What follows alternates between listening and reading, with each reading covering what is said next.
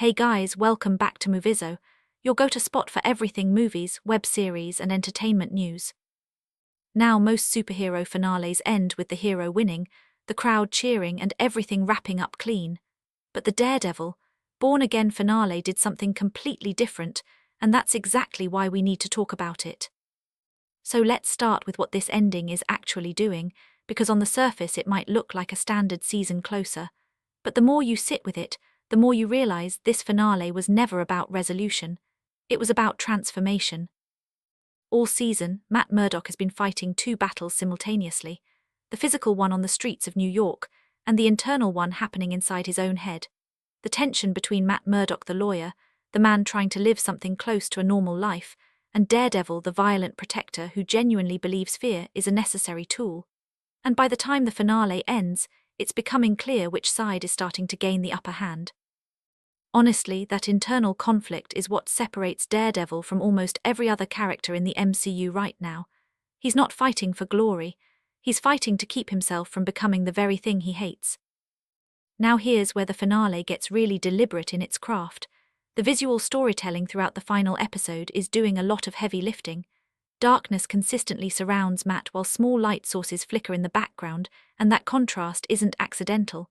Marvel is using the camera itself to represent Matt's mental state. Two worlds, two identities, one slowly consuming the other. And this actually matters because the enemy in this finale doesn't win physically, but they win psychologically. They damage Matt in ways that punches can't fix, and a mentally compromised Daredevil is far more dangerous and far more unpredictable than any villain the show has put in front of him. From a viewer's perspective, that choice to make the psychological damage the real threat is genuinely bold storytelling. It's uncomfortable, it's tense, and it works precisely because it feels real.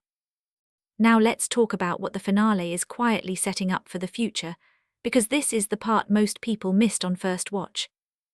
The dialogue in the final scenes sounds straightforward, but several conversations revolve around trust, betrayal, and what gets described as unfinished business. And Marvel doesn't include language like that casually. Those lines are seeds. They're being planted now so Season 2 can water them later. The strong implication is that certain characters around Matt are hiding things, working toward their own agendas without his knowledge. If that plays out the way it seems, Season 2 stops being about street-level crime and becomes something much more personal. A war for Matt's trust, his identity, his soul almost. And you see the finale deliberately avoids giving complete closure on several emotional threads. Most finales tie things up. This one leaves them deliberately frayed. That's an intentional creative choice, keeping audiences in the conversation, theorizing, debating, staying engaged until the next chapter arrives. The other thing worth noting is tone. This version of Daredevil feels noticeably grounded and serious compared to a lot of recent Marvel output. Darker, more restrained. And the audience response has reflected that fans are genuinely responding to this direction. That final image of Matt's face says it all. It doesn't look like a man who just won. It looks like a man who knows the hardest part is still ahead of him. Personally, I think this finale is one of the smartest things Marvel has done in a while, precisely because it resisted the easy ending. No celebration, no clean victory, just a hero standing at the edge of his own darkness, preparing for something worse.